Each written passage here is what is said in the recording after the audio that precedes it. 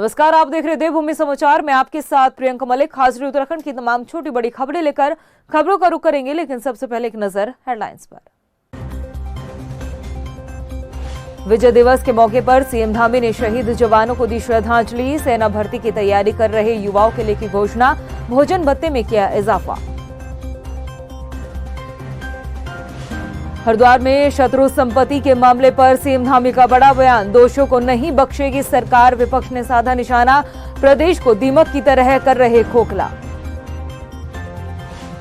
राम भरोसे चल रहे पहाड़ों में सरकारी स्कूल, 2 शिक्षकों के कंधों पर उत्तरकाशी के प्राथमिक विद्यालय की जिम्मेदारी, नौनिहालों का भविष्य सुधारने की हो रही खानापूर्ति। और उधम सिंह नगर में बदहाली के आंसू बहा रहे अमृत सरोवर, लाखों रुपए की लागत से बने सरोवर बन चुके हैं कूड़ादान, अधिकारी नहीं ले रहे संज्ञान।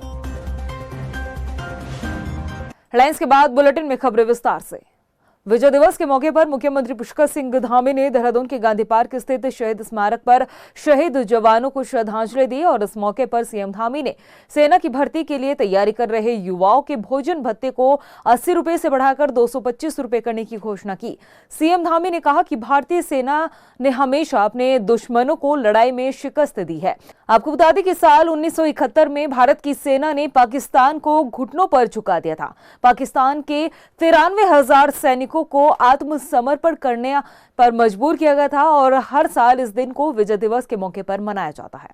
विजय दिवस के इस आज देश के लिए उत्सव का भी दिन है, क्योंकि 16 दिसंबर 1971 को भारत की सेना ने अदम्य साहस, वीरता और पराक्रम का परिचय दिया और एक इतिहास बनाया, जिसमें 93,000 से भी अधिक सैनिकों को पाकिस्तान के आत्मसमर्पण करने के लिए मजबूर कर दिया।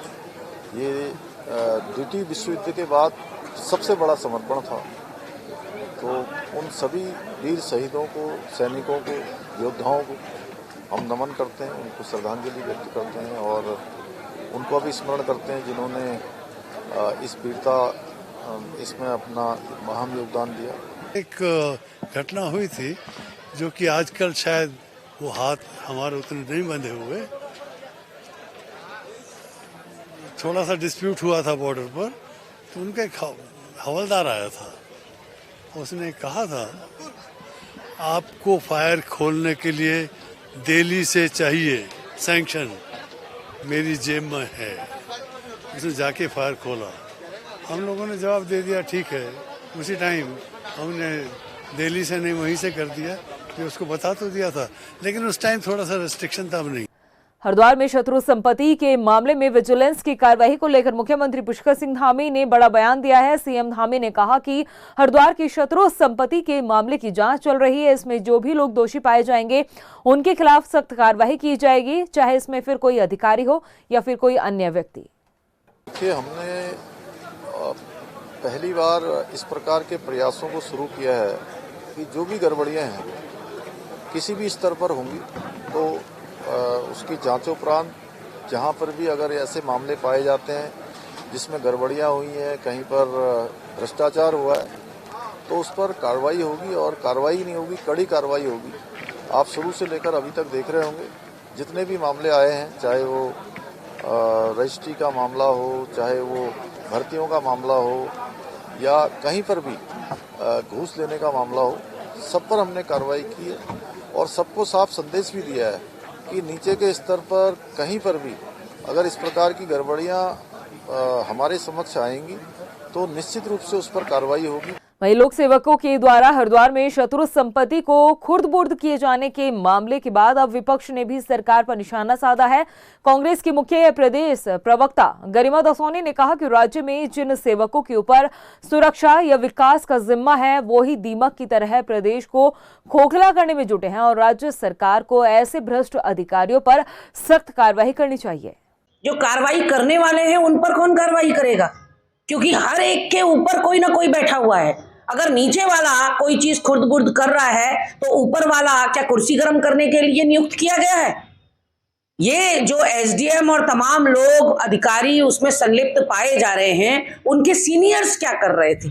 यानी कि कोई मॉनिटरिंग एजेंसी इस प्रदेश के अंदर नहीं है। जिसकी मर्जी जितना खाओ, पहले आओ पहले पाओ का हिसाब किताब चल रहा है यहाँ। एक अराजकता देखने को मिल रही है, जंगल राज देखने को मिल रहा है यहाँ कि अधिकारी जो है वो नेताओं पर लांछन लगा रहे हैं, नेता अधिकारी पर लांछन लगा रहे हैं और बीच में अधर में लटका हुआ है त्रिशंकु की तरह उत्तराखंड। वहीं हल्द्वानी से एक चौंकाने वाला मामला सामने आया। यहां बाल सर्वेक्षण गृह की एक बालिका के यौन उत्पीड़न का मामला देखने को मिला है। आरोप है कि सर्वेक्षण गृह की 2 महिला कर्मचारियों ने ही बालिका का यौन उत्पीड़न करवाया।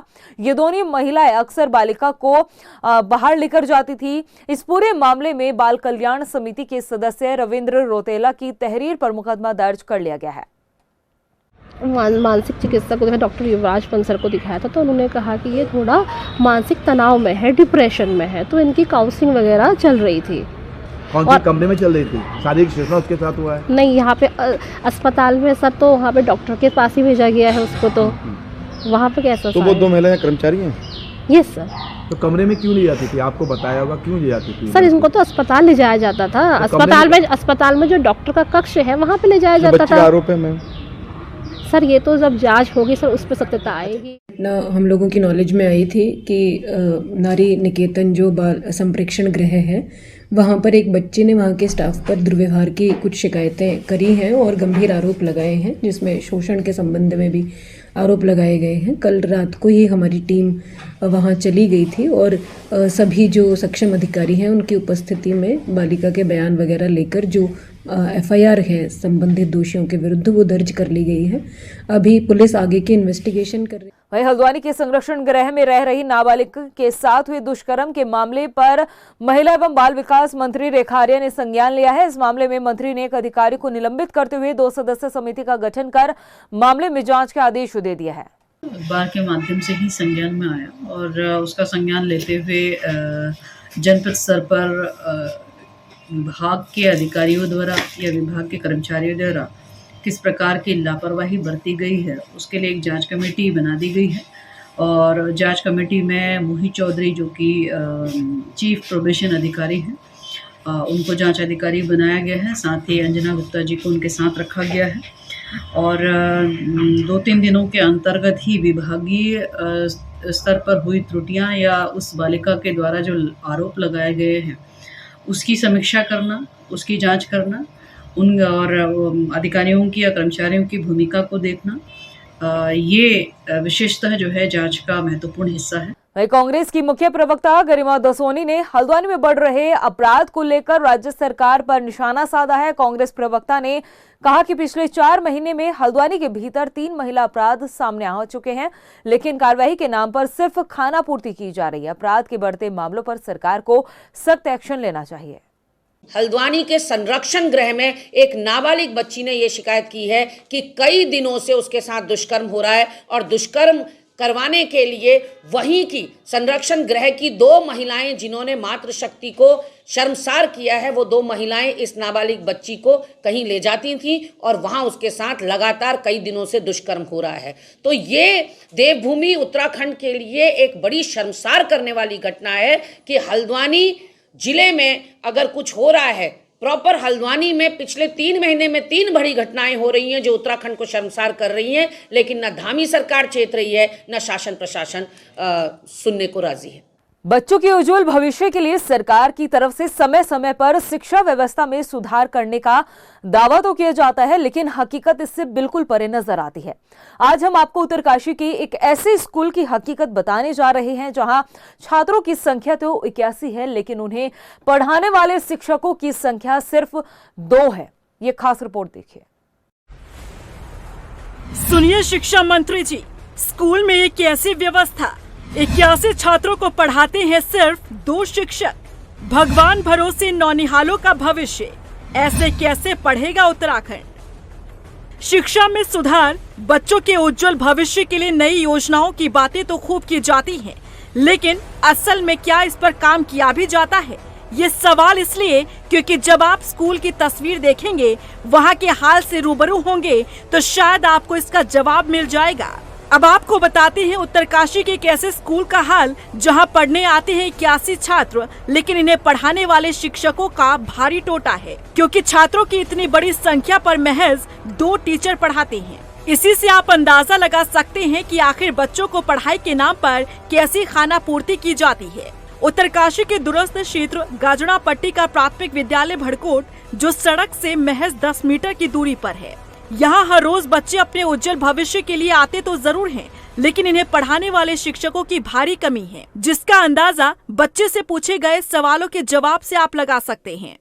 बेटा राष्ट्रगान क्या है? राष्ट्रगीत वंदे मातरम। किसने लिखा है?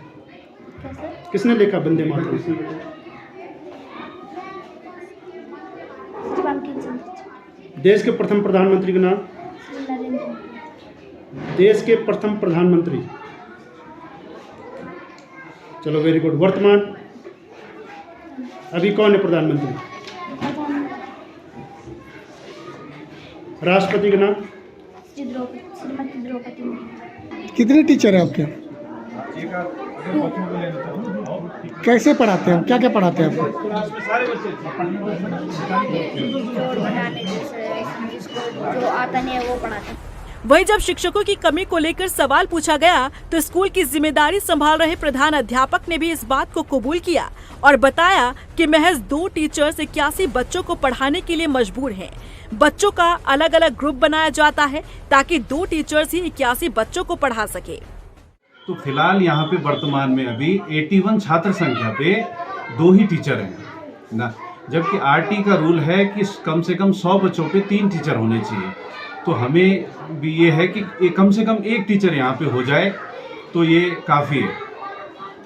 सर कैसे मैनेज कर लेते हैं आप लोग इतने बच्चों? सर वो तो हम ग्रुप के माध्यम से जैसे 2 क्लासों को इकट्ठा बिठाते हैं, उससे हम क्या करते हैं कि 2 क्लासों को एक साथ पढ़ाते हैं। वैसे अगली क्लास में मैडम है तो 2 क्लासों को साथ बिठा के हम आपस में मैनेज कर लेते हैं। अब आप इसी से अंदाजा लगा सकते हैं कि स्कूल में बच्चों को किस तरह से पढ़ाया जाता होगा।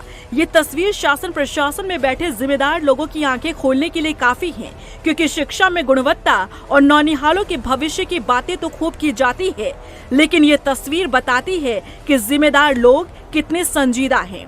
ऐसे में सवाल शिक्षा मंत्री धन सिंह रावत से है कि मंत्री जी, क्या इस तरह से शिक्षा व्यवस्था में सुधार की बात आप करते हैं? क्या यही है बच्चों के उज्जवल भविष्य को संवारने की नीति? और यदि यही हाल रहा तो फिर कैसे होगा पहाड़ का विकास और कैसे पहाड़ से रुकेगा पलायन?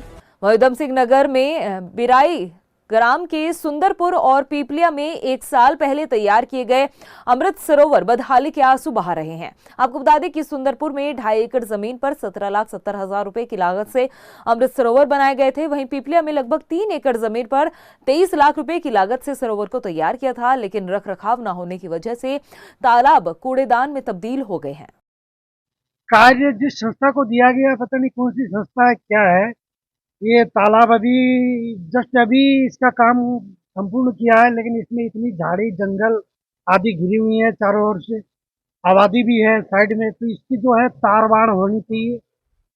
और एक बार जो भी अधिकारी है इनके देखने वाले, उनको एक बार आके देखना चाहिए। लेकिन अगर कहीं पर ऐसी बात है, किसी गांव पंचायत में कोई फंड नहीं है उसके मेंटेनेंस का, उसके लिए भी हम लोग प्लान तैयार करा रहे हैं, क्योंकि जो पैसा पहले दिया गया उसके बाद संभवतः जो मेरी जानकारी में है कि ग्राम पंचायतों को इसको मेंटेन करने के कोई अलग से बजट नहीं है, लेकिन उसकी हम लोग प्लानिंग कर रहे हैं और बहुत जल्दी ही जितने अमृत सरोवर पूरे जनपद में बनाए गए थे उनके ओएनएम का मेंटेनेंस का एक प्लान हम लोग तैयार करके उस हिसाब से काम कराएंगे।